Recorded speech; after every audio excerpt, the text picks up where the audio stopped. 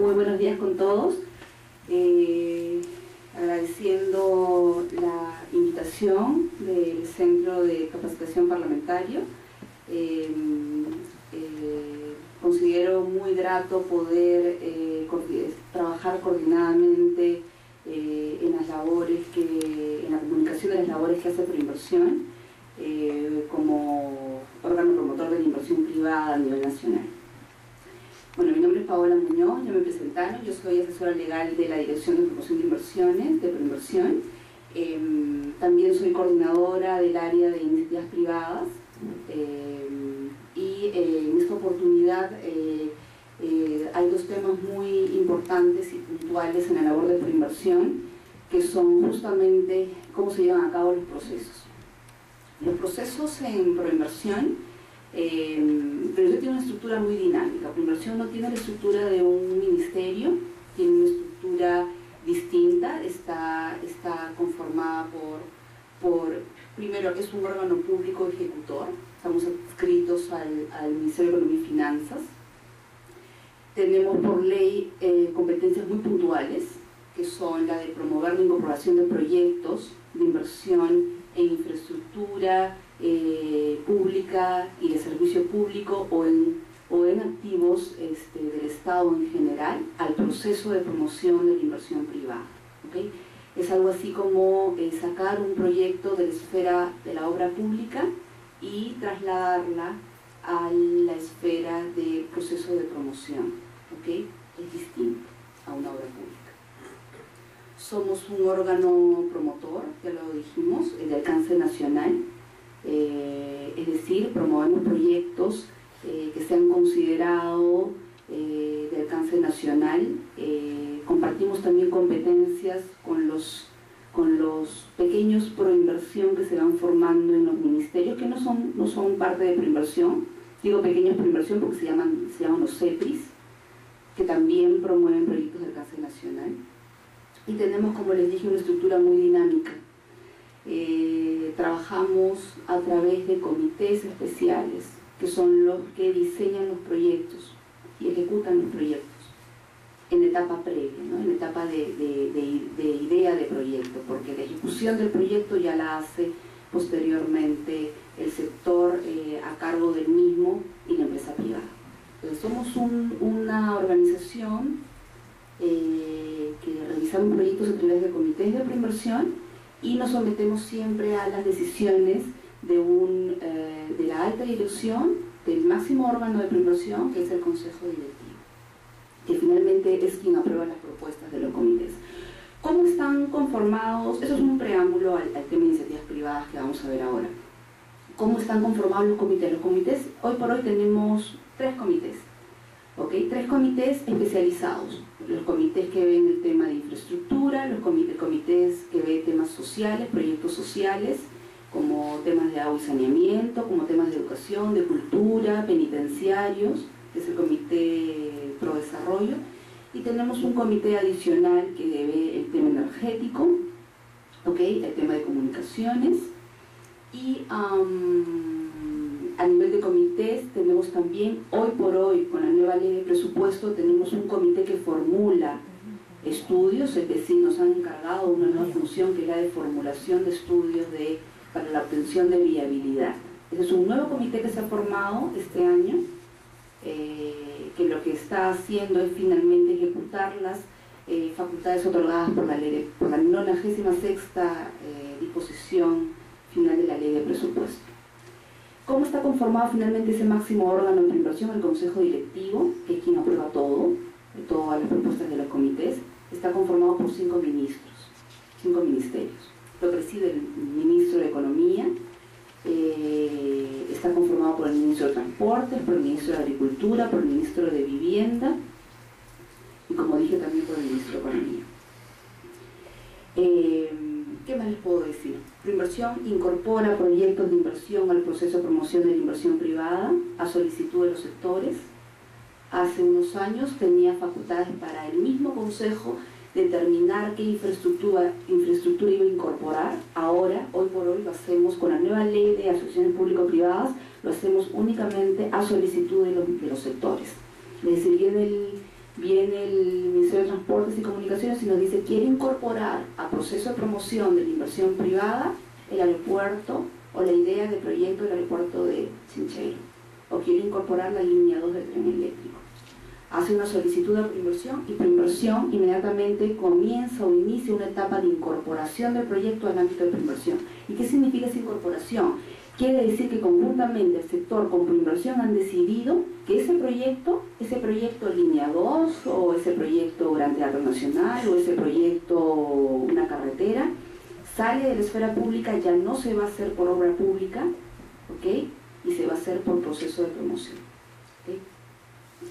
¿Qué más hace por inversión? Evalúa justamente el mecanismo, otro mecanismo de inversión privada, que es el de iniciativas privadas. En el primer caso hemos visto que es el sector el que identifica y dice: tengo una necesidad, te traslado por inversión mi proyecto para que lo diseñes, lo promociones y otorgues la buena prueba, ¿ok?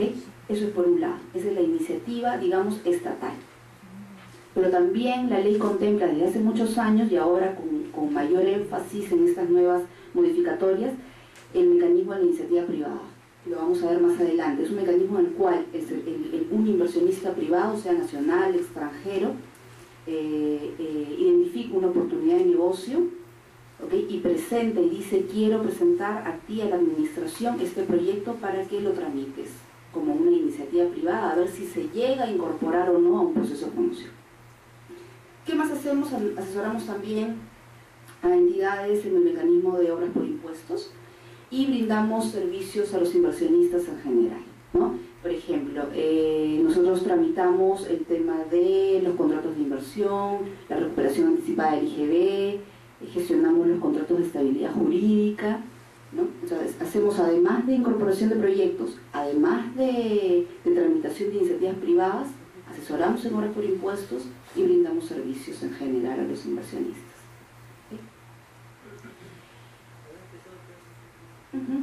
Entonces, esto es más o menos un mapeo de lo que van a ver el día lunes. Lo que van a ver el día lunes es el proceso de promoción de la inversión privada a solicitud de los sectores, ¿ok? De repente debimos haberlo visto hoy por un tema de orden, el tema de solicitud de los sectores, pero bueno, nos tocó ver ahora iniciativas privadas, pero quiero hacerles un pequeño antecedente para que nos ubiquemos. Entonces, ¿qué tenemos?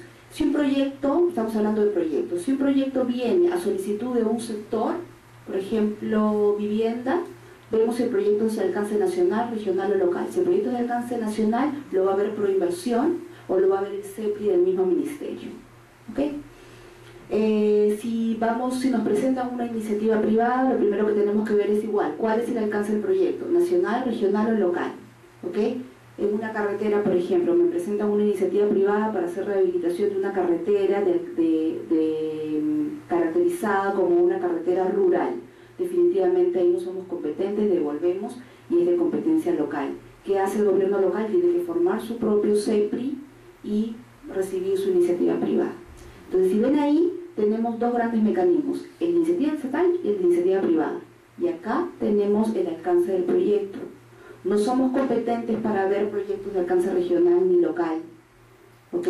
Somos competentes para ver proyectos grandes, esa es la verdad, ¿ok? Con la nueva ley de presupuesto también nos han dado una nueva competencia a esta de acá que teníamos, que es la facultad de conocer todas las iniciativas privadas cofinanciadas, ya sean a nivel nacional, regional y local. Entonces, la 96ª disposición complementaria de la ley de presupuestos establece una excepción a esta regla del alcance del proyecto y de los niveles de competencia. Y es que le he dicho a Proinversión, cuando se tenga una, y le he dicho a todos los gobiernos regionales y locales, cuando se vea un proyecto, un inversionista tiene un proyecto de alcance ya sea local, regional, pero que requiera cofinanciamiento del Estado, es decir, que no sea un proyecto autosostenible, sí o sí lo va a haber Proinversión. ¿Okay? Esa es la nueva disposición introducida por la ley de presupuesto. Okay. Hoy, el lunes, van a ver ustedes todo el mecanismo de iniciativa estatal, cómo se incorpora, cómo lo solicita un sector, cómo se incorpora al proceso de promoción, cuáles son las formalidades, qué es el plan de promoción, cómo se regulan las bases y finalmente cómo se diseña el contrato. Ahora vamos a ver cómo se tramita una iniciativa privada. En iniciativa privada, a diferencia de iniciativa estatal, hay una etapa previa. Hay una etapa previa de evaluación de la iniciativa privada. Y si la iniciativa privada procede, si es un proyecto interesante, que cuenta con todas las aprobaciones, recién va a pasar a proceso de promoción, que es este mecanismo de iniciativa estatal. ¿Okay? Si hubiesen dudas en el camino, las absolvemos.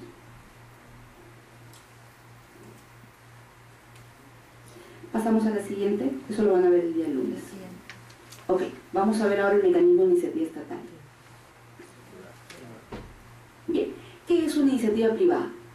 Por definición, la ley de asociaciones público-privadas establece que es un mecanismo de promoción de la inversión privada, mediante el cual se otorga la posibilidad de que inversionistas privados identifiquen proyectos de inversión para el aprovechamiento de activos, recursos y activos, infraestructura y recursos estatales en general. ¿Okay? Complementando de esta manera la labor esa que les expliqué del Estado de identificar proyectos de inversión privada y finalmente de cerrar brechas de infraestructura.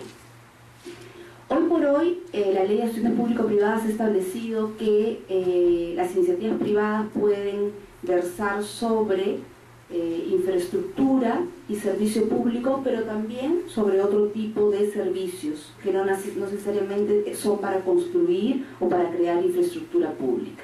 Por ejemplo, un inversionista privado puede identificar un activo estatal que no está siendo utilizado, lo identifica, lo investiga, lo evalúa de sus dimensiones y luego de eso dice: yo quiero construir, por ejemplo, un colegio acá, un colegio privado.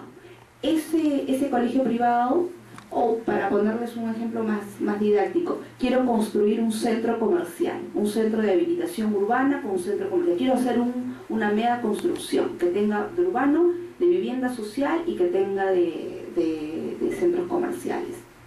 Lo presenta. ¿Eso califica como infraestructura y servicio público? Definitivamente no, pero puede ser materia de una iniciativa privada. ¿Okay? ¿Por qué? Porque versa sobre un recurso estatal. Ok, pasamos a la siguiente.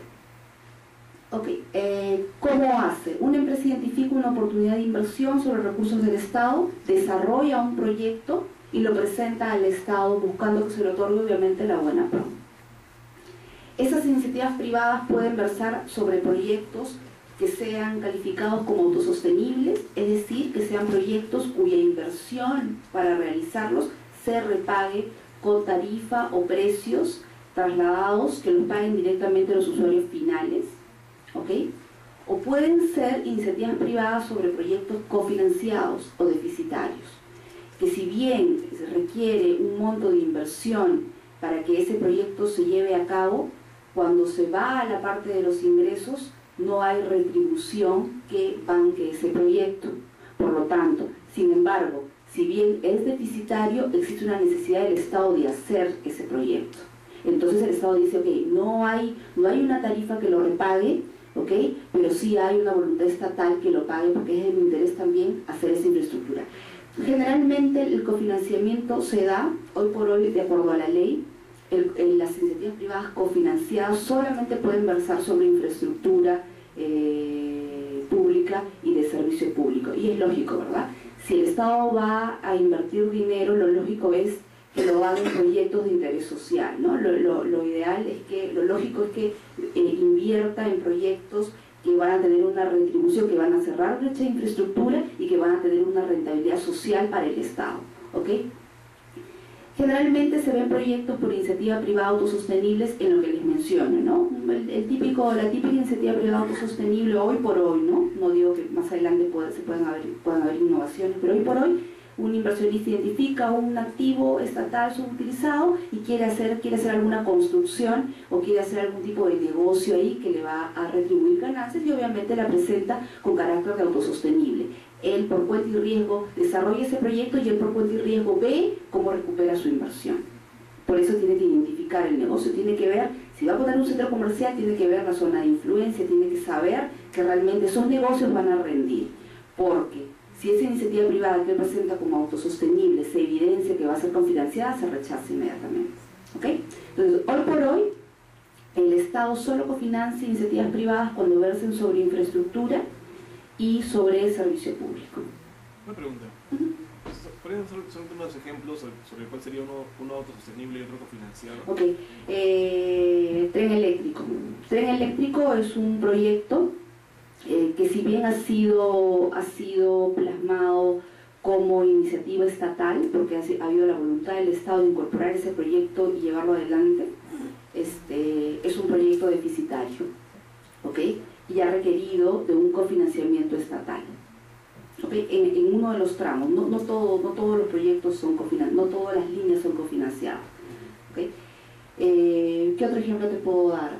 El puerto de Yurimaguas, por ejemplo. El puerto de Yurimaguas también fue un proyecto concebido deficitariamente, pero por su zona, por su ubicación estratégica en toda la zona de la selva y el desarrollo que se espera tener en esa zona, el Estado tenía la voluntad de hacerlo sí o sí. Entonces, en una asociación público-privada, cofinanció el proyecto y obviamente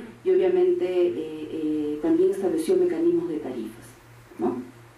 Pero obviamente esas tarifas en un proyecto, en una proyección de 20 años, esas tarifas no van a retribuir toda la inversión que requería en ese momento el Terminal Portuario de Yurimaguas. Por eso es que requiere el cofinanciamiento del Estado. El cofinanciamiento del Estado, ojo, es el cofinanciamiento a un proyecto, ¿no? Muchas veces decimos, le está dando plata al inversionista. No, el inversionista es un empresario, el inversionista no es un filántropo. El inversionista quiere hacer una obra y quiere recuperar su inversión, ¿okay? Es el Estado al que le interesa que ese proyecto se haga. El inversionista solamente le interesa que tenga ganancia, que esos 100 millones o 200 millones que va a invertir en hacer esa infraestructura la recupere, ¿okay? Al Estado le interesa, obviamente, no solamente no le interesa el ánimo de lucro, no le interesa si es que el inversionista gana más, gana menos. Al Estado lo único que le interesa es que se desarrolle esa infraestructura, y si tiene que cofinanciar para que se ejecute, lo tiene que evaluar, ¿no? Un proyecto autosostenible, por ejemplo, hoy por hoy son todas las redes viales. Las redes viales, la Panamericana Norte y Sur, en su gran mayoría se han adjudicado sobre la base de proyectos autosostenibles. Por ejemplo, la Red Vial 4, la Autopista del Sol, la IRSA Centro, el tramo 2 de la IRSA Centro, la Panamericana Sur, Quica, frontera con Chile. Todas esas carreteras son autosostenibles. ¿Y por qué? Porque se establece el pago de tarifas o peajes en determinadas zonas, ¿ok? Esto obviamente es una evaluación, porque también hay zonas como las interoceánicas que en un primer momento no había tarifa y solamente podría haber una tarifa social, pero se necesitaba hacer esas carreteras. Entonces, eso no es que siempre en carreteras se utilice el modelo autosostenible, no, es dependiendo del proyecto.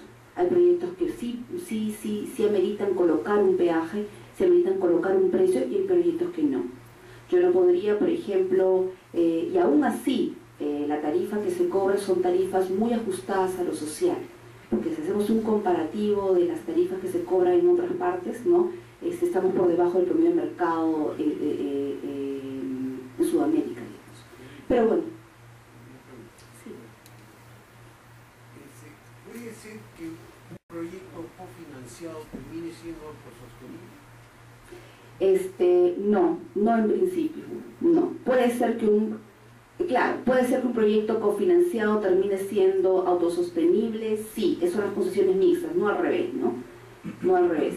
Sí puede ser. No hemos tenido esa experiencia. Esa experiencia la estamos teniendo en Gran Teatro Nacional, en que se ha determinado un primer periodo de cofinanciamiento y luego una fase de autofinanciamiento, porque se percibe o se espera que el operador del Gran Teatro luego de 10 años haya formado público, ¿no? Y para que la operación de ese teatro se pague con taquilla. Hoy por hoy no se paga con taquilla, porque hay una serie de evaluaciones que han determinado que hoy por hoy el tema de la cultura, el tema de asistir a un teatro, no es tan fluido como en otros lugares, ¿no? Pero se está formando público.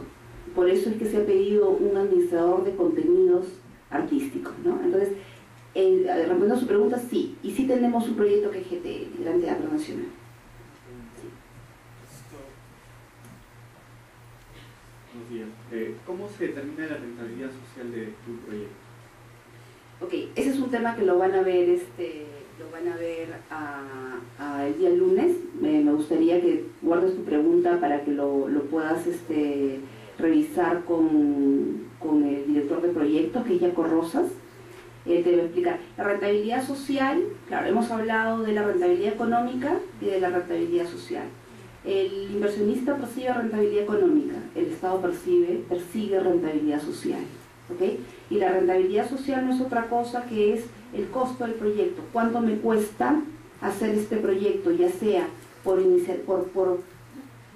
obra pública o por proceso de promoción de la inversión privada? Es un tema de análisis de costos, de análisis de riesgos. ¿Okay? Pero básicamente es esto: ¿cuánto le cuesta al Estado hacer este proyecto, ya sea por sí mismo o ya sea bajo un mecanismo? No siempre todo proyecto es pasible de ser APP, ojo. Hay proyectos en los cuales hacerlo por APP es mucho más caro que hacerlo por obra pública. Esa es la rentabilidad social que tiene que evaluarse. ¿Okay? La rentabilidad social en términos prácticos es simplemente que esa infraestructura retribuya a la sociedad, que le sirva a la sociedad. Esa es la rentabilidad social. Pero esa rentabilidad social en términos cuantitativos tiene toda una metodología de evaluación. ¿Ya? ¿Pasamos?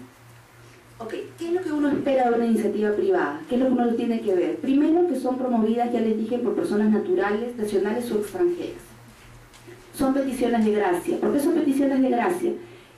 Porque el derecho del proponente se agota con la sola presentación. El derecho del proponente, él tiene derecho a presentar una iniciativa privada, planteársela al Estado, pero no tiene derecho a que el Estado le diga que sí. El Estado la va a evaluar. ¿Okay? Por eso es una petición de gracia. ¿Sobre qué se realiza? Ya dijimos, sobre activos, empresas, proyectos, servicios, obras públicas, infraestructura. Es decir, la iniciativa privada puede versar sobre cualquier recurso o activo estatal. ¿Ok? Quiero brindar un servicio de, por ejemplo, un servicio de tarjetas de propiedad. Hace mucho tiempo nos presentaron un proyecto con iniciativa privada muy curioso, que era: yo le hago las tarjetas de propiedad, yo le hago el registro de vehículos y conductores, ¿ok? Y me retribuyo con unas tarifas que voy a pagar. Es un proyecto muy interesante. Lamentablemente no fue aceptado porque, como vamos a ver más adelante, tiene que tener la anuencia del sector. Ese es un servicio, no es un servicio público, es un servicio más que brinda el Estado, ¿ok? Pero también puede ser pasible de tramitarse o de adjudicarse vía iniciativa privada. ¿Okay? El inversionista debe identificar un proyecto de inversión y debe presentar con un contenido mínimo. ¿Okay? No es que presenta una hoja, presenta una evaluación completa. Que podríamos decir que tiene nivel de perfil, no tanto. Si alguno de acá conoce el tema del Sistema Nacional de Inversión Pública, sabemos que es un perfil, una factibilidad, ¿no? La información que se pide en una iniciativa privada autosostenible no llega a nivel de perfil. Y no llega a nivel de perfil porque el inversionista no sabe si le van a aceptar la propuesta. Es decir, va a ir mejorando y complementándose en el camino. ¿Ya? A diferencia de las cofinanciadas. En las cofinanciadas es diferente, no se presenta un solo perfil, se presenta ya un estudio. Okay. ¿Ante quién se presenta? Ya dijimos, si es un autosostenible, ante el órgano promotor competente, gobierno nacional, regional o local. Si es cofinanciada, todas a proinversión. ¿Qué más tenemos que tener en cuenta? Ojo, que no esté incorporado ya al ámbito de proinversión o al ámbito de un CEPRI. ¿Qué pasa si yo quiero realizar una iniciativa privada sobre un terminal portuario que lo está ejecutando proinversión, ¿no? Que ya está incorporado al proceso de promoción, que ya tiene plan de promoción? Si tiene plan de promoción, la norma dice que no. Si tiene plan de promoción, pero si está estacionado, es decir, no está impulsado, solo tiene plan de promoción pero no ha sido convocado, le acepto la iniciativa privada. Pero si es un proceso en marcha en proinversión, obviamente la rechazo. O sea, no pueden haber. Ya deja de ser una iniciativa privada porque ya el Estado la está promoviendo. ¿Okay? Requiere la aprobación de todas las entidades.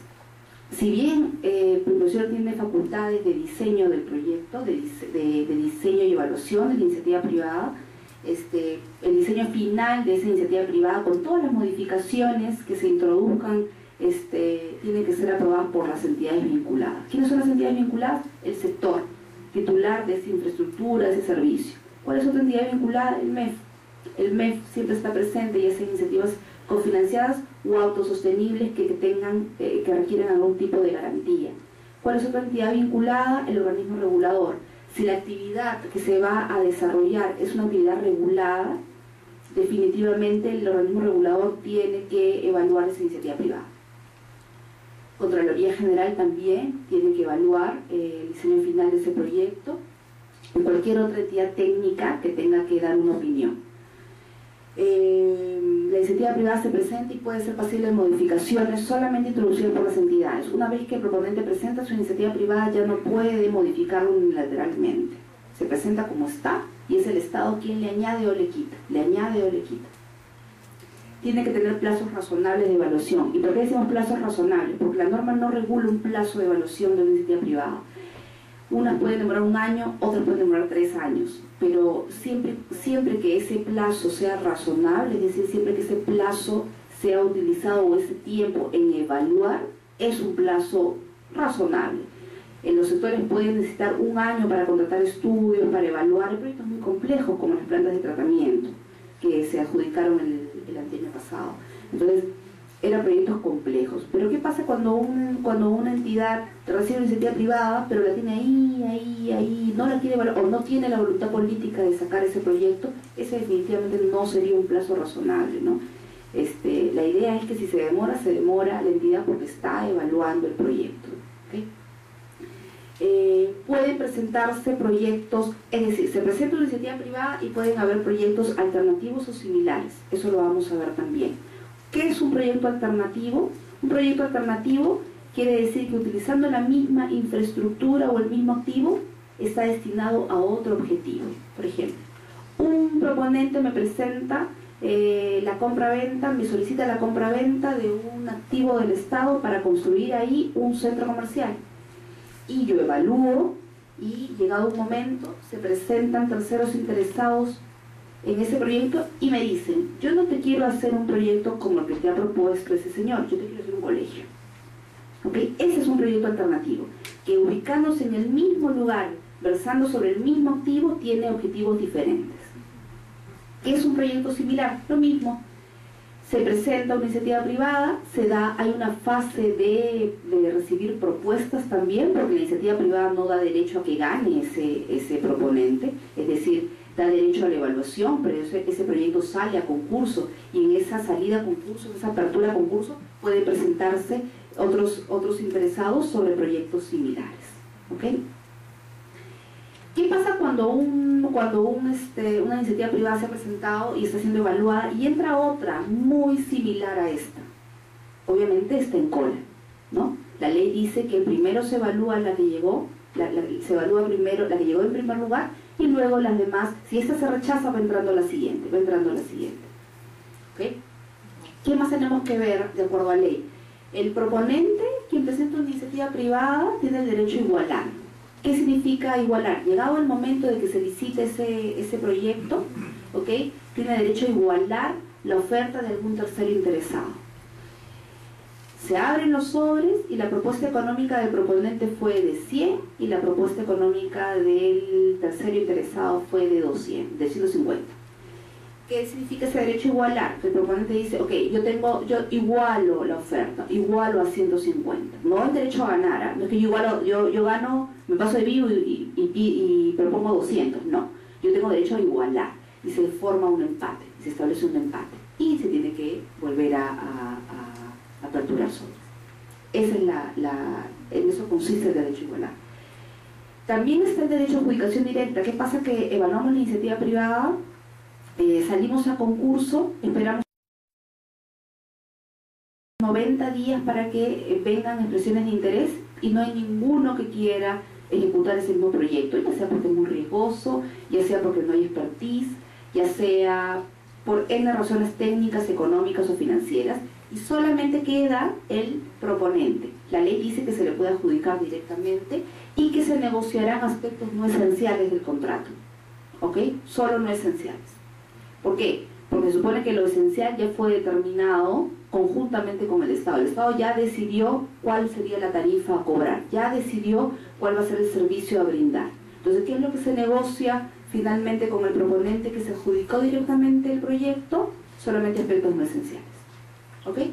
¿Qué pasa cuando el proponente, cuando la iniciativa privada sale a concurso, pero, oh sorpresa, no gana el proponente, no hizo una buena oferta económica? ¿Qué puede ocurrir? ¿Por qué? Porque nosotros siempre promovemos la competencia en los proyectos de inversión. ¿Qué pasa si no gana? Ok, no gana, pero tiene derecho a que el proponente, al que el tercer interesado que se ganó el proyecto, que fue de idea del proponente, le reembolse los gastos. ¿Tiene que haber reembolso de gastos? Sí, no. En mi opinión debería haber reembolso de gastos porque ese es un incentivo a que este mecanismo de iniciativa privada circule, ¿no? Si yo le digo a un inversionista, no, ¿sabes qué? Tú presentas iniciativa privada, tienes el derecho a presentar, pero yo no te voy a reconocer nada, así que tú no ganas. No, mira, yo no invierto en esto, le dice. Entonces nos quedamos sin ese mecanismo que hoy por hoy, si bien no es muy fluido, sí ha cerrado ciertas brechas de infraestructura, sí ha funcionado. No como hubiésemos querido, no con la fluidez, pero sí tenemos experiencias muy gratificantes como han sido las plantas de tratamiento de la Chile y de Tahuada, ¿no? Que han sido iniciativas privadas y que, oh sorpresa, no han sido ganadas por el proponente, ¿no? Y ha sido algo que de alguna manera evidencia que la competencia es el mejor asignador de recursos, ¿no? Es en la competencia por el proyecto en donde el proyecto deja de costarle menos a la sociedad, ¿no? Y se tiene más rentabilidad social por eso. Pasamos a la siguiente. Este es el marco legal. Este es el marco legal. El decreto legislativo 1012 es un modificatorio, ese reglamento, que es el decreto supremo 146, y todas las modificatorias que han salido en el tiempo. Esta es la ley 29951, que es la ley de presupuesto para el año 2013, y el decreto supremo 05, que ha salido recientemente regulando la 29951. ¿Okay? Pasamos a la siguiente. Ok, tenemos tres grandes fases en la tramitación de una iniciativa privada. Tenemos la etapa de presentación y evaluación de la iniciativa privada, tenemos la etapa de declaratoria de interés y de apertura de la competencia, que es la fase de esperar nuevas propuestas, ¿ok? Y tenemos la fase de cierre y negociación del contrato. No hay tiempos estimados, solamente para la etapa de presentación y para la etapa de evaluación de iniciativa privada no hay un tiempo estimado. Habíamos hablado de plazos razonables, ya puede demorar entre puede ser muy fluida la evaluación, pero eso dependerá de la voluntad de las entidades de contestar y de formular modificaciones a la iniciativa privada. La etapa de nuevas propuestas sí tiene una etapa fija, son 90 días. Una vez que el Estado ha evaluado la iniciativa privada y la tiene ya cerrada con el proponente, cerrada ya, ok, el proponente te presenta A, B, pero el Estado quiere A más B más C más D y le introduce muchas modificaciones. Producto de esa negociación sale un proyecto final. Ese proyecto final es el que se plasma en la declaratoria de interés. ¿Ok? Y se espera un plazo de 3 meses para que se publica, obviamente, y se espera un plazo de 3 meses para que terceros que estén interesados en ese proyecto se presenten y digan, ojo, yo también quiero participar en eso. ¿Ok? Pueden o no haber terceros interesados. Y dependiendo de eso se pasa a la siguiente fase, que es la negociación y cierre del contrato. ¿Ok? Pasamos a la siguiente. Me gustaría que vean cuáles son los requisitos de una iniciativa privada autosostenible. Habíamos visto que no era solo una solicitud, era un proyecto de inversión, tenía un contenido de evaluación. Primero se tiene que presentar el proponente y decir qué tipo de empresa es, de dónde es, cuáles son sus poderes, si es una empresa local, internacional, si es una empresa matriz o una subsidiaria, todo eso se evalúa. ¿Cuál es la modalidad que propone en su proyecto? Yo propongo, por ejemplo, una concesión, propongo un contrato de gestión, un contrato de gerencia, o cualquier modalidad permitida por la ley. Generalmente son concesiones las que muchas veces, la modalidad que muchas veces se utiliza. ¿Por qué? Porque el tubo de concesiones ha establecido que la única manera de desarrollar infraestructura pública es a través de la modalidad de la concesión, ¿no? El reto también es tener otro tipo de modalidades de participación contractual, ¿no? No tenemos contratos de gerencia, por ejemplo, no tenemos contratos de operación, ¿no? Sería interesante, no tenemos outsourcing, por ejemplo. Sería interesante que nos presenten una iniciativa privada con esa modalidad. El proponente tiene que hacer la descripción del proyecto, tiene que hablar sobre el nombre y tipo de proyecto, si es de infraestructura, si es comercial, si es de vivienda, qué sé yo, cuáles son los objetivos que quiere alcanzar, cuáles son los beneficios concretos a la sociedad. Tiene que establecer una ingeniería preliminar, cómo lo va a hacer, ¿no? Sobre qué terreno, cuánta edificación va a ser, o qué dimensión va a tener el proyecto, qué tipo de carretera va a ser mejoramiento, va a ser rehabilitación, va a ser, si es vivienda, va a ser viviendas de interés social, va a ser viviendas de interés comercial, va a ser urbano, ¿no? Todo eso se plasma en una ingeniería preliminar. Y las razones por las cuales se escoge ese proyecto. Es importante que a la entidad le presente varias alternativas, ¿no? ¿Por qué he escogido entre una gama de alternativas que se pueden hacer sobre ese activo? ¿Por qué he escogido ese precisamente? ¿Ok? Eso nos va a servir mucho para saber también cuál es la rentabilidad social que va a haber, que se va a obtener de la ejecución de ese proyecto. ¿Okay? ¿Cuál es el ámbito de influencia? Sobre qué región, sobre qué localidad se va a desarrollar el proyecto. Tiene que presentar una evaluación económica y financiera del proyecto, tiene que decirme cuánto le va a costar, cuánto piensa recibir, cuál va a ser su rentabilidad. Mi rentabilidad va a ser del 40%, no hay forma, ¿no? Definitivamente no hay nada escrito, pero en proyectos de infraestructura la rentabilidad de un inversionista va entre el 11 y 12% aproximadamente. Entonces, si me llega una iniciativa privada donde veo que es una ganancia del 40%, ahí hay algo que no va a funcionar. No se debería de evaluar un proyecto así o aceptar un proyecto así con tanta retribución, ¿no? Porque se supone que esta es una sociedad, una asociación, donde ambos tienen que ganar, tanto el Estado como el privado. En evaluación económica también tienen que estar el componente de estudio de demanda, ¿no? El Estado tiene que estar seguro que ese proyecto es un proyecto autosostenible y estar seguro que ese proyecto es un proyecto cofinanciado, ¿okay? Tiene que decirme el proponente cómo se va a financiar, porque eso va a depender también de los costos del proyecto, cuánto va a utilizar de deuda y cuánto va a utilizar de capital propio. Eso es importante, esa estructura es importante. Tiene que haber una evaluación preliminar de impacto ambiental necesariamente, sin perjuicio de aquella que se haga o que se complemente durante el proceso de evaluación de la iniciativa privada, y de adjudicarse sin perjuicio de aquella que se plasme en los estudios de impacto ambiental. Tiene que decirnos el proponente cuál va a ser el impacto, cuál va a ser su plan de mitigación y cuál va a ser su zona de influencia de impactos negativos. ¿Okay? ¿Cuál va a ser la propuesta de plazo de vigencia? ¿Por qué? Porque de eso depende la evaluación económico-financiera. Él nos tiene que presentar una proyección de su inversión y de su recuperación de inversión, que tiene necesariamente, en la mayoría de los casos, coincidir con el plazo de propuesta de contractual. ¿Okay? Yo quiero una concesión de 20 años porque yo proponente he plasmado en mi evaluación económico-financiera que durante esos 20 años, los 5 primeros años van a ser de construcción y los subsiguientes años van a ser de recuperación de mi inversión. Entonces, esa evaluación económico-financiera tiene que leerse conjuntamente con el plazo que propone. Obviamente, un requisito importantísimo es la capacidad financiera y técnica que tiene que acreditar el proponente. El proponente tiene que acreditar un patrimonio mínimo, ¿ok?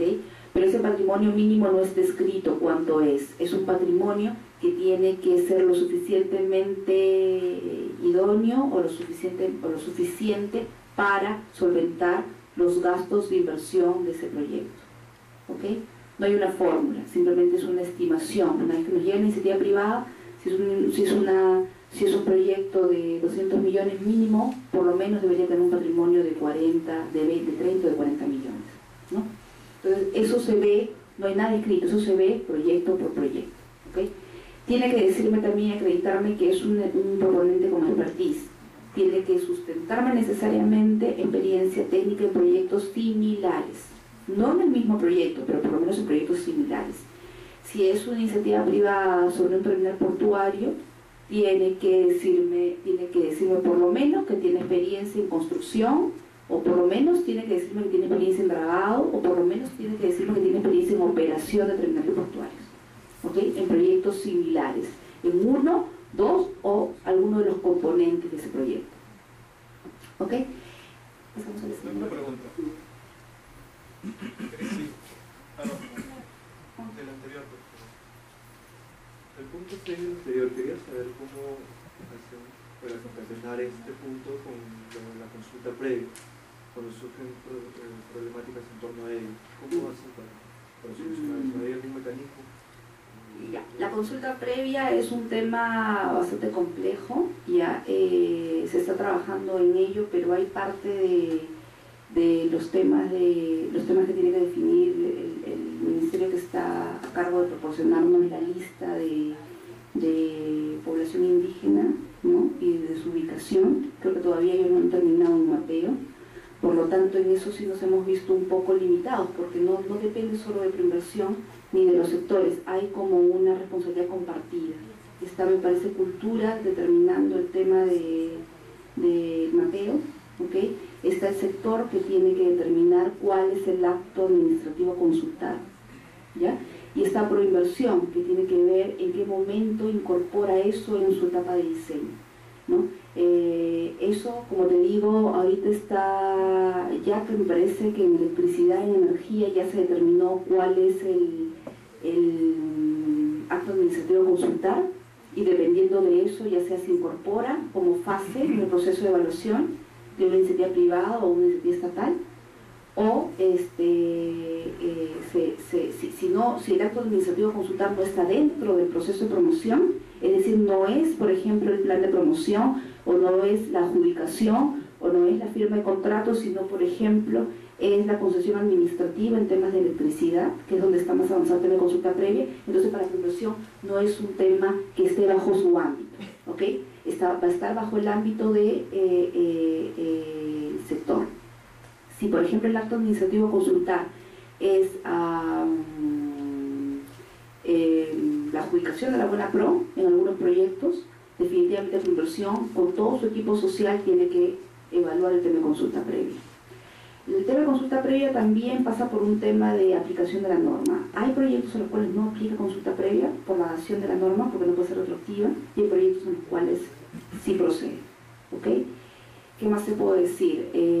Sí, tenemos todo un equipo en inversión que, dependiendo de proyectos donde se advierta, porque aún no tenemos el resultado final, el mapeo final, donde se advierta zona de influencia, o donde se advierta que el proyecto está en zona de influencia, en donde se va a requerir consulta previa, inmediatamente realizamos coordinaciones con el sector, ¿okay? Porque es el sector el encargado de hacer la consulta previa, no por inversión.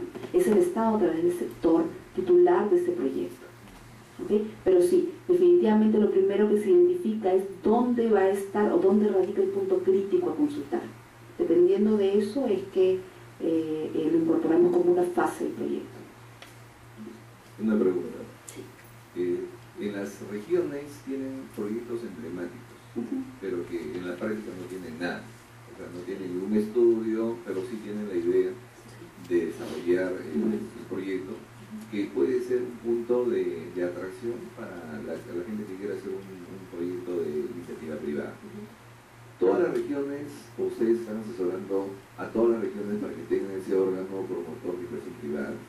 O sea, todas la tienen, ¿no? Y lo otro, si en una región se está trabajando eso, específicamente el estudio de impacto ambiental, que es un tema muy sensible, ¿no?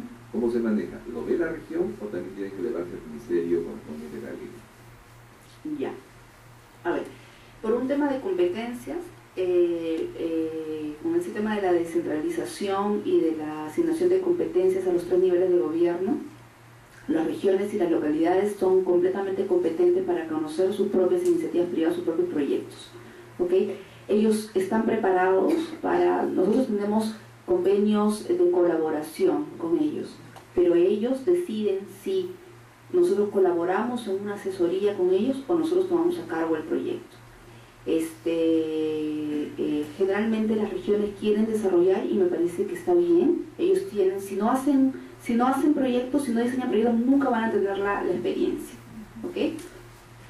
Preinversión tiene mucha experiencia de muchos años atrás, pero si a nosotros nos preguntan qué sería lo ideal es algo mixto, ¿no? Aquella región que ya tenga la capacidad técnica y tenga la solvencia económica para formar su propio CEPRI y llevar a cabo su proceso, que lo haga, que lo intente, bajo la asesoría de preinversión puede ser, pero que lo intente. Aquella región que tenga plata, pero que no tenga el más mínimo, que no tenga la calificación técnica para llevarlo a cabo, lo recomendable sería que lo encargue a preinversión, ¿no? Eso sería lo recomendable, pero obviamente eso es parte de la decisión de cada región. Nosotros tenemos convenios de asistencia técnica a las regiones, ¿no? Casi con todas las regiones y localidades hemos suscrito, están abiertos los convenios y está a la espera de eso, ¿no? Algunos, la solicitud de asesoría versa sobre muchos temas, desde ayudarlos a dimensionar el proyecto hasta ayudarlos a hacer unas bases de un concurso, ¿okay? Entonces sí hay respondiendo a su pregunta, sí hay una interrelación entre los gobiernos regionales y locales con preinversión, sí hay, ¿no? De hecho tenemos todo un departamento a cargo de todo el tema de regiones, de capacitación a regiones. Sobre el tema del estudio de impacto ambiental, yo considero de que en los casos de gobiernos regional y local son ellos mismos los que aprueban sus propios EIAs, ¿ok? Porque la norma dice que es la autoridad sectorial competente, ¿no? Y ellos son la autoridad sectorial competente, ¿no? En una infraestructura o activo de su titularidad. ¿Okay? Hola, una pregunta que tenía nada más. Con relación a la experiencia, quería preguntarte cómo ustedes controlan esos tipos de empresas que se juntan, digamos, para poder concursar, visitar y luego se separan una vez que se han adjudicado, ¿no? Y eso se ve sobre todo en las municipalidades. Gracias. Exacto, sí, eso se ve en las municipalidades. No conozco mucho la experiencia, sí he escuchado, pero te explico cómo es en preinversión. Suponiendo que una iniciativa privada, generalmente lo que tú mencionas se ve en proyectos que los ha impulsado el Estado. ¿Ok? A ver, ¿cómo te lo explico? Se presenta un proponente y se presenta un consorcio. ¿Ok?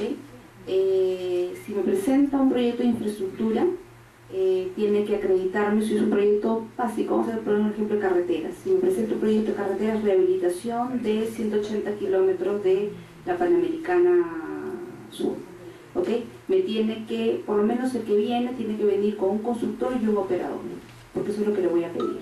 No sé, de repente no construcción, porque todos somos constructores. Le voy a pedir operación en concesiones, que haya gestionado una concesión por 20 años, ¿ok? Esa empresa o ese integrante de ese consorcio va a tener que ser el socio estratégico. Y si es el socio estratégico, no se puede ir, ¿ok? Se puede ir cualquiera de ellos, pero no se puede ir el socio estratégico, no se puede ir aquel que calificó la experiencia técnica, ¿ok? Se puede ir el financiador también, pero no se puede ir el que calificó. Por lo menos no se puede ir por el periodo que dure la obra. Y si se va y trae a uno, ¿ok? Con la misma capacidad establecida en las bases. Pero hoy por hoy se queda por lo menos durante 5 años. ¿Ok? El que viene, califica, se queda. No es posible que gane la buena PRO y se vaya. Si eso ocurriese, es simplemente incumplimiento del concesionario y es resolución de contrato. Debería ser así. Debería ser así. No sé cómo será en el caso de regiones. ¿Ok? Okay, entonces, la consulta iba casi semejante cuando dos empresas se unen para postular, ejemplo, una que tiene un capital social mínimo y la otra empresa tiene la experiencia en proyectos. cuánto es esto que le da el porcentaje cuando se presenta para postular esto en un proyecto? Ya, hay un tema interno entre ellos, hay una Se han formado un consorcio. Ajá, hay un tema, hay dos esferas. Hay una esfera interna de ellos, cómo se reparten ellos los porcentajes, ¿okay? Y hay una esfera que le interesa al Estado, ¿okay? Lo que le interesa al Estado es lo que le interesa al Estado, a ver, en concesiones, ese consorcio que viene a postular y que gana la Buena Pro, tiene necesariamente por ley que formar una sociedad de propósito exclusivo, ya una sociedad concesionaria, es decir, viene A, B y C a presentarse a concurso y la ley dice que tienen que ellos tres formar una sociedad concesionaria, de acuerdo a la Ley General de Sociedades, con cualquier modalidad permitida por la Ley General, ¿ok? En esa sociedad concesionaria tiene que estar sí o sí el que ganó la Buena Pro, ¿ok? ¿En qué porcentaje? En el porcentaje que quieran, ¿ya? Pero el operador privado, el que calificó como experiencia técnica, tiene que tener un mínimo de acciones, inamovible, un mínimo de acciones que no puede bajar. En el caso de viales, de carreteras, por ejemplo, ese socio estratégico que calificó la operación, calificó experiencia en operación de concesiones, tiene que estar sí o sí con un porcentaje del 25% del accionariado, ¿ok? Esa sociedad concesionaria tiene que tener un capital mínimo, aproximadamente, te digo la experiencia en sector vial, de por lo menos 15% de la inversión, ¿ok? Ese es el capital social mínimo. ¿Quién lo ponga me interesa? Ese es un tema interno. La sociedad tiene que tener un patrimonio mínimo, ¿ok? ¿Quién revisa, quién evalúa periódicamente que ese capital social no baje? El regulador y la contraparte, el sector, que es la contraparte, que es el firmante del contrato, el concedente. Ellos dos. Internamente verán que tú pones el capital social, tú otorgas una garantía, esa es la parte interna de ellos. En la parte que a nosotros nos concierne, nosotros tenemos que ver que hay una sociedad concesionaria formada. De hecho, antes de firmar el contrato tiene que formalizarse eso. Nosotros tenemos que revisar los estatutos de la sociedad concesionaria, tenemos que ver que esté conformada por los mismos socios integrantes que se presentaron a concurso. Tenemos que ver que el socio estratégico tenga su 25%. Tenemos que ver que tenga un capital social inicial que luego se va incrementando conforme a los términos del contrato. ¿Okay? No sé si respondo tu pregunta. ¿Sí? Ok. Estos son los requisitos mínimos. ¿Podemos pasar al siguiente? Ok. Vamos a ver etapa por etapa. Ok, tenemos media hora. Etapa por etapa del proceso de iniciativa privada. Vamos a empezar por la etapa de admisión a trámite o rechazo. Viene un proponente, presenta la iniciativa privada de acuerdo al artículo 15 que hemos visto, que son todos estos requisitos, y hay una fase que se llama de evaluación para la admisión a trámite. Es un checklist. El evaluador mira, ha presentado la modalidad, la descripción, obviamente no es todo, no solamente es un checklist, tenemos que ver si esa información cumple con ese primer filtro que queremos. Okay, si esa información que se puede solicitar ya en la etapa de evaluación de la iniciativa conjuntamente con el sector, le aceptamos porque la ley dice requisitos mínimos. ¿Okay? Es una evaluación preliminar, digamos. Si es un proyecto que ya tiene plan de promoción, lo rechazamos. Si es un proyecto que no es de alcance nacional, lo rechazamos, es decir, no lo admitimos a trámite. ¿Okay? Si es un proyecto que me ha omitido alguno de los requisitos, lo observamos. Observamos la iniciativa privada, le damos un plazo al proponente para que subsana correctamente, se admite a trámite. Si es un proyecto, si me ha presentado todo, no hay plan de promoción que esté ejecutando por inversión, si somos competentes porque es un proyecto de alcance nacional, pero no tiene la capacidad técnica, no puede acreditar la capacidad financiera, no se admite a trámite, es decir, ni siquiera pasa a la siguiente fase. ¿Okay? Entonces, se presenta ante el Proinversión, en el caso de iniciativas privadas de alcance nacional, y se presenta ante los organismos promotores de la inversión privada del gobierno regional y local cuando se trata de proyectos de ese alcance. ¿Okay? Si estamos ante una iniciativa privada cofinanciada, se presentan todas a Proinversión. Se admite a trámite la iniciativa privada a través de un acuerdo del Comité de Proinversión. ¿Ok? Pasamos a la siguiente. entramos a la fase de evaluación de la iniciativa privada. ¿Cómo entramos a la fase de evaluación de la iniciativa privada? Primero, una vez admitida a trámite, le preguntamos al sector, nos ha llegado esta iniciativa privada, que la hemos admitido a trámite porque cumple con los requisitos establecidos, pero queremos saber, antes de entrar a la etapa de evaluación del proyecto, si es de tu interés y relevancia. Es decir, si esta iniciativa privada, así como está planteada, antes de hacerle modificaciones, de alguna manera cumple algún interés en tu plan nacional de infraestructura, por ejemplo. ¿Cumple o no cumple? ¿Te interesa o no? ¿Es relevante para ti suplir esta necesidad de inversión? ¿Sí o no? ¿Ok? Si es sí, pasa a la etapa de evaluación. Si me dice que no, ahí queda la iniciativa privada. Es decir, no obtuvo opinión favorable de interés y relevancia ante el sector. ¿Ok? Digamos que me dice que sí. El sector me dice sí. Así como está planteada la iniciativa privada, es de mi interés. Tenemos que pasar y entrar a la etapa ya de evaluación del proyecto. ¿Qué se requiere en la fase 1, en la etapa 1? Es posible que se requiera la contratación de estudios, ¿ok? Para profundizar, la capacidad del Estado para evaluar ese proyecto. El proponente ya hizo sus evaluaciones y producto de sus evaluaciones sacó ese proyecto. El Estado necesita saber si aquello que le está proponiendo esta empresa privada se ajusta a lo que dice, ¿no?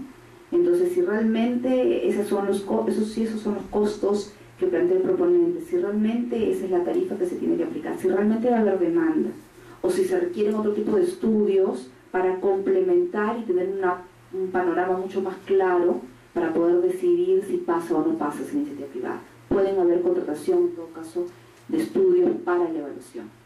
Pueden haber modificaciones también. El sector dice, no, yo no quiero que esta concesión pase por acá. Quiero que se incorpore este tramo, quiero que se incorpore este servicio y quiero que se incorpore este componente, ¿no? No quiero rehabilitación, quiero un mejoramiento, ¿no? O no quiero simplemente que sea una concesión de mantenimiento, quiero que haya obra. ¿Okay? Entonces, todo eso va en la fase de modificaciones de la iniciativa privada. Eso está contemplado en la ley. Hay una negociación con el proponente, ¿no? Porque de todas maneras se le tiene que volver al proponente y decirle, ¿estás de acuerdo con estas modificaciones que estoy introduciendo? Si me dice que sí, continúo a la siguiente fase. Si me dice que no, ahí queda la iniciativa privada. ¿Okay? Digamos que me dice que sí. Yo para evaluar, el Estado para evaluar necesita probablemente información adicional. Se le solicita al proponente. ¿Okay? Esta información adicional tiene que ser un pedido de información razonable, ¿no? No le puedo pedir información muy definitiva que haga que él invierta demasiado en el proyecto, ¿okay? Porque él no tiene la certeza o la garantía que esta iniciativa privada va a llegar a declararse de interés.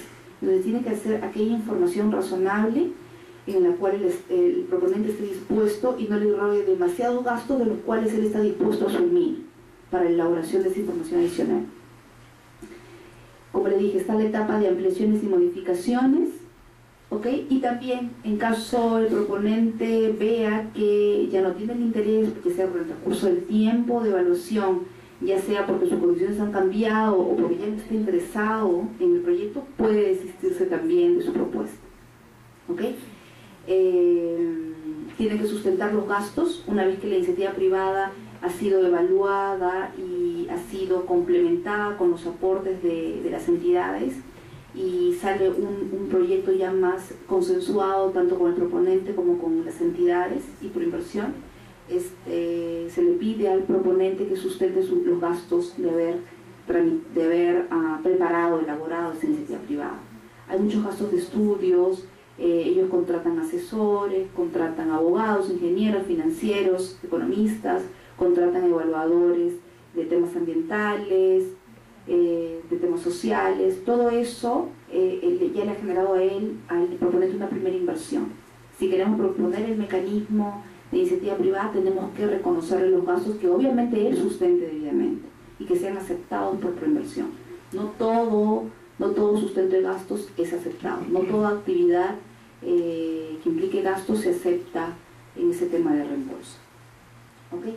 La iniciativa privada va a prosperar y va a pasar a la siguiente etapa siempre que tenga opinión favorable del sector y de las entidades vinculadas. Si no tiene opinión favorable del sector o de alguna de las entidades vinculadas, no va a pasar a la siguiente etapa, o sea, no va a ser declarada de interés. ¿Okay? ¿Quiénes están involucrados en esa opinión favorable? El sector, el MEF, el organismo regulador, cuando el proyecto versa sobre una actividad regulada, ¿okay? Y alguna otra entidad técnica que se requiere. Okay.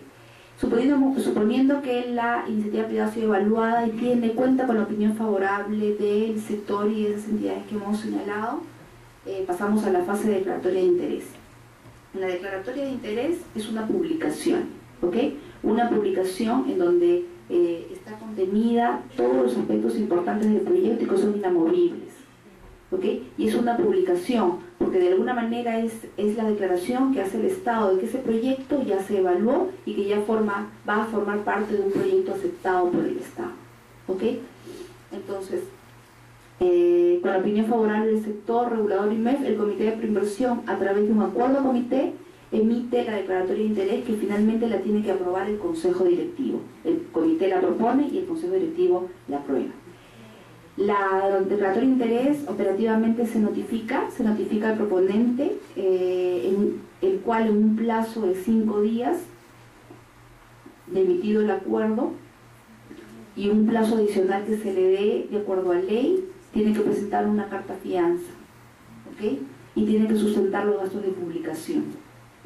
O sea, si la iniciativa privada es declarada de interés, quien corre con los gastos de publicación y quien debe de garantizarnos continuar con la siguiente fase a través de una carta fianza es el proponente. Si el proponente no presenta una carta fianza, ¿ok? Y no sustenta los gastos de publicación, simplemente no se declara de interés la iniciativa privada. ¿Ok? Está ahí, obligaciones del proponente. Realiza pago por la declaratoria de interés y presenta una carta fianza con el monto que le establezca el organismo promotor. Se publica, la publicación de la declaratoria de interés deberá realizarse por una sola vez en el Diario Oficial Peruano y en otro de circulación nacional.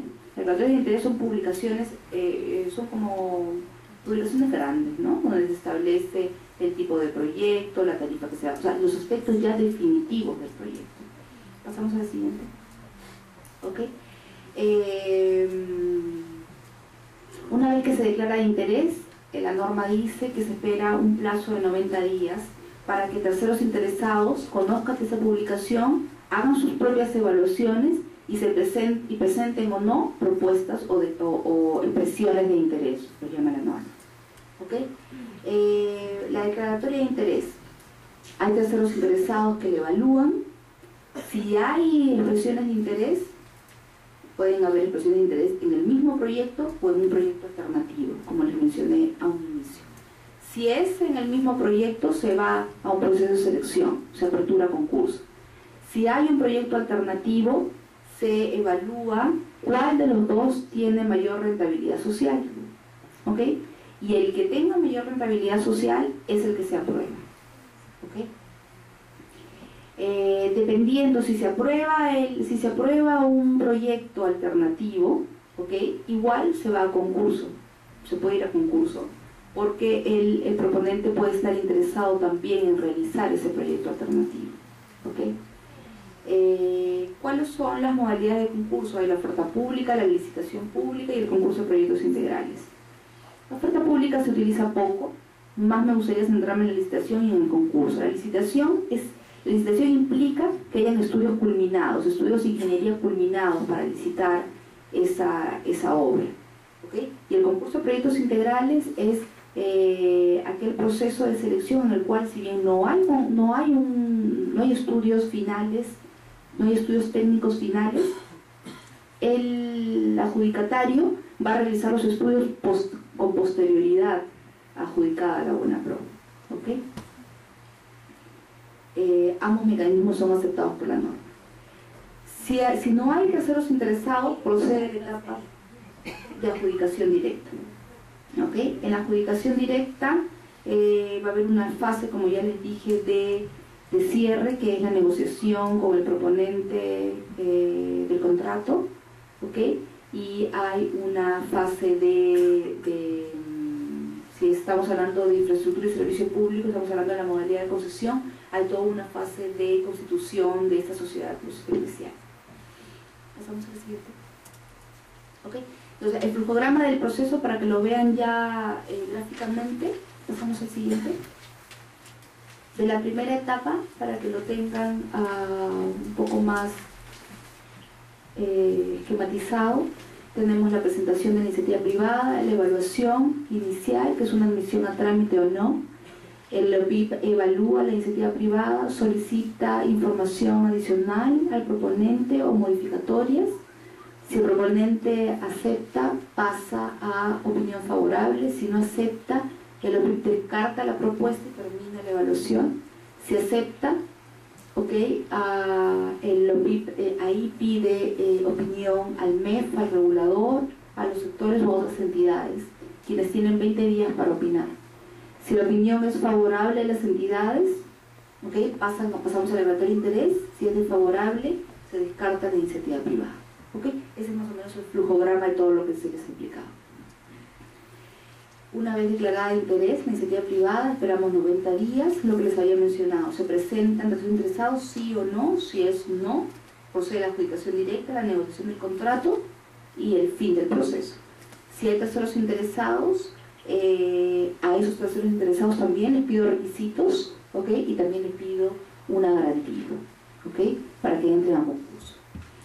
Voy a un proceso de selección, adjudico la buena pro. Si no adjudico la buena pro, porque puede ser también que el concurso salga desierto, que no es lo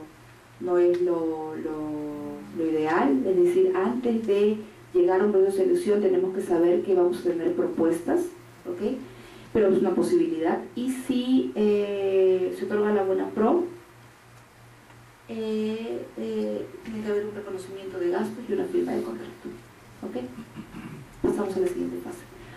Vamos a centrarnos un poquito ahora en estos últimos 10 minutos que nos queda sobre iniciativas privadas cofinanciadas, que es la novedad que ha introducido la 96ª disposición complementaria de la ley de presupuesto. La ley 29951, disposición complementaria 96ª, ha sido reglamentada por el Decreto Supremo 005, que salió también en fecha posterior. ¿Qué señala esta 96ª disposición? Que se podrán presentar iniciativas privadas de naturaleza cofinanciada por montos superiores totales a 15.000 UITs y por plazos contractuales mayores a 5 años. Es decir, proyectos grandes. Deben cumplir con los requisitos y procedimientos establecidos en el Sistema Nacional de Inversión Pública, porque va a ser cofinanciada, es decir, va a haber salida de recursos del presupuesto del Estado. Hay una serie de requisitos que establece el Decreto Supremo 005. La iniciativa privada cofinanciada puede incluir más de un PIB aprobado, declarado viable, y solo se pueden utilizar proyectos registrados en el Banco de Proyectos Declarados Viables. Si es un proceso, ¿por qué? Porque lo que se quiere evitar es la duplicidad de gastos, ¿no? Si es un proyecto que está siendo, que su viabilidad está siendo evaluada, entonces definitivamente no va a poder llevarse a cabo esa iniciativa privada porque va a haber una duplicidad. Ya el sector ya lo está evaluando el estudio de factibilidad probablemente. No deberán contener proyectos de inversión que coincidan total o parcialmente con un plan de promoción. Igual, la misma restricción para iniciativas privadas autosostenibles está acá. Hay que centrarnos ahora en el tema de los requisitos. ¿Qué se le pide al proponente? Si ustedes pueden comparar sus primeras hojas sobre los requisitos para iniciativas privadas autosostenibles versus estos requisitos, se van a dar cuenta que aquí hay menos información. Si ustedes se van a la página anterior, a esa página en donde hablábamos sobre los requisitos mínimos de autosostenibles, van a ver que habían hasta 8 requisitos o más, ¿no es cierto? Lo pueden ver en su la 7, esta, comparen esta con la, regresemos por favor a la penúltima, regresemos, ¿no? Se van a dar cuenta de que hay menos requisitos. ¿Por qué? ¿Por qué hay menos requisitos? ¿Por qué? Porque va a haber toda una evaluación, ¿no?, bajo el Sistema Nacional de Inversión Pública, es decir, va a haber un estudio de preinversión. Entonces yo no necesito que el proponente me presente un estudio de preinversión, porque un estudio de preinversión cuesta dinero, entonces cuesta bastante, cuesta mucho más que hacer todos esos requisitos para iniciativas privadas autosostenibles. Entonces, si yo le digo, preséntame un estudio de preinversión, si quieres que yo te evalúe tu iniciativa privada, me va a decir, yo voy a invertir demasiado para no tener la certeza de si tú vas a tener la voluntad de aceptarme mi proyecto. Entonces yo no voy a entrar. Entonces yo puedo tener mi mecanismo de iniciativa privada cofinanciada, pero que no va a funcionar. Entonces, ¿qué ha decidido el legislador? Pedirle poco pero sustantivo, porque le pedimos capacidad financiera y técnica del proyecto, una descripción general del proyecto, el sustento de ese proyecto con los planes de desarrollo del Estado. No me puede presentar pues una idea que no esté dentro de aquello que le va a servir al Estado en infraestructura, en servicios, ¿ok?, y en temas sociales. Entonces, una vez que pase este filtro, yo le voy a decir, ok, si has pasado este filtro, voy a preguntarle al sector nuevamente si tiene interés en este proyecto y si lo quiere cofinanciar. Pasamos a la siguiente diapositiva. Ok, entonces vamos ahí. El proponente presenta la iniciativa privada ante preinversión, es ante preinversión de acuerdo a la 96ª disposición complementaria. Preinversión evalúa la iniciativa privada de acuerdo a los requisitos mínimos, ¿ok?, y comunica al proponente si la admite o no la admite a trámite. Pasamos a la siguiente fase. ¿Ok? Admitida a trámite la iniciativa privada, se publica. Me había olvidado decirles que en iniciativas privadas autosostenibles y cofinanciadas, una vez admitida a trámite, o sea, una vez pasado el primer filtro, se publican ciertos aspectos contemplados y permitidos en la norma. Se publican en la página web de la entidad, o sea, de preinversión, para que todo el mundo tenga conocimiento. ¿Ok? Una vez que la iniciativa privada cofinanciada pase la admisión a trámite, pase ese primer filtro, entra etapa de evaluación. Se le pide al sector competente que dé su relevancia y prioridad. ¿Es importante ese proyecto para su sector? ¿Sí o no? Y si es importante para su sector, pasamos a la fase de formulación del proyecto bajo el Sistema Nacional de Inversión Pública. ¿Ok? Y solo después de tener la viabilidad del proyecto se declara de interés. Que ustedes tienen que ver que es un mecanismo completamente diferente a las iniciativas privadas autosostenibles. ¿Okay? Y es un mecanismo que implica todo un reto para la administración, ¿no? Tener proyectos de esta naturaleza. ¿Qué proponente va a estar interesado en plasmar su idea de proyecto, pasar toda la etapa del Sistema Nacional de Preinversión, de evaluación de la viabilidad del proyecto, y se va a arriesgar a una declaratoria de interés o una opinión desfavorable de no obtención de viabilidad? Entonces, tiene que haber incentivos para que haya proponentes que estén dispuestos a pasar todo ese proceso, porque es posible que el proyecto planteado no pase la viabilidad, ¿ok? Y si no pasa la viabilidad, no pasa la etapa de declaratoria de interés. Ahora, con el MEF se está trabajando todos unos lineamientos para la elaboración del estudio de preinversión. Tiene que haber una evaluación concurrente. El proponente preinversión está como unidad formuladora, ¿ok? Plasma el proyecto, empieza a evaluar el proyecto y va solicitando aprobación al MEF. Eso se llama una evaluación concurrente. Va evaluando y va aprobando, va evaluando y va aprobando, ¿ok? Digamos que el proyecto obtiene la viabilidad. Pasamos a la fase de declaratoria de interés. En una iniciativa privada cofinanciada, solamente se va a declarar de interés cuando hay un estudio de preinversión con viabilidad. ¿Ok? Eso es importante. Igual, una vez declarada la viabilidad y efectuada la declaratoria de interés, se publica en los diarios y se vuelve a la fase anterior que hemos hablado, ¿no? Al proceso de concurso o a la adjudicación directa. ¿Ok? ¿Qué más deben de saber ahí? Luego de obtenida la viabilidad, también se solicita opinión al sector, ¿ok? Se solicita opinión fundamentalmente al MEF, que es quien va a cofinanciar, ¿ok? Se pide opinión al organismo regulador cuando se trata de una actividad regulada y al sector porque es el titular del proyecto, ¿ok? Creo que ya van a haber reflexiones finales, ¿ok? El concurso de adjudicación directa, tal cual como un proceso de iniciativa privada autosostenible. Declarado interés del proyecto, el proponente presenta su carta fianza, hay una evaluación de terceros interesados, hay terceros interesados en el mismo proyecto, hay terceros interesados en proyectos alternativos. El concepto de alternativo es diferente al del concepto alternativo en proyectos autosostenibles, por si acaso. Alternativo para iniciativas privadas cofinanciadas es un proyecto que tenga una diferente tecnología, que sea el mismo proyecto pero con alternativas de implementación, ¿ok? En iniciativas privadas autosostenibles el alternativo era otro proyecto, sobre el mismo activo pero otro proyecto. Aquí no.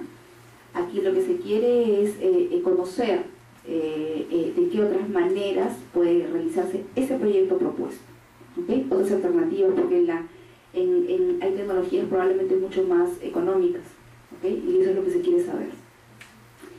Si hay terceros interesados, se va a un concurso de proyectos integrales, dice la norma, y va a haber una adjudicación. Si no hay terceros interesados, igual procede la adjudicación directa, el cierre y el reembolso de gastos en iniciativas privadas cofinanciadas. Solo va a proceder, obviamente, cuando no sea el proponente el que se adjudique la buena norma, ¿okay? O no sea declarada de interés en iniciativa privada. Pasamos a la siguiente. Vamos a ver reflexiones finales. ¿Qué se quiere con toda esta normativa? El mecanismo de iniciativas privadas constituye una herramienta útil para acceder a asociaciones público-privadas. Disminuye la ineficiencia del Estado en la generación y maduración de proyectos, trasladando los riesgos asociados al sector privado. Entonces, ¿qué es lo que se busca con este mecanismo? Colaborar con el Estado en la identificación de proyectos, ¿no? Porque el privado lo hace mucho más rápido. El privado no tiene las fases que tenemos todo en vía pública. El privado es ágil, ¿ok? Entonces es un buen mecanismo de identificación de proyectos. Obviamente no todos los proyectos se van a aceptar, tiene que haber una evaluación y una ganancia también para el Estado. No obstante, la experiencia internacional y la reciente experiencia nacional nos permite observar que es un mecanismo no exento de dificultades, ¿no? Tiene plazos muy largos de evaluación, esa es la verdad, ¿no? Muy largos de evaluación. Y el reto es ese, tratar de establecer mecanismos de coordinación, de disminución de plazos, de capacitación a las entidades para que la evaluación de estos proyectos fluya, ¿no? O sea, de una manera más rápida. Requiere de madurez tanto de la administración como de los proponentes, asumiendo cada cual su rol, ¿no? A veces cuando nos ha pasado, cuando se presenta una iniciativa privada, el sector la mira así con cierto ¿no? Nos levanta la ceja y nos dice, a ver, ¿qué me está proponiendo? Entonces, claro, siempre hay esa necesidad de lograr un equilibrio entre los intereses de los inversionistas, porque somos un órgano promotor de la inversión privada, pero también los intereses del Estado, ¿no? Entonces, ese equilibrio, ese es un tema pues que es todo un arte, ¿no? Que hay que evaluar en cada proyecto. Y creo que ahí terminamos.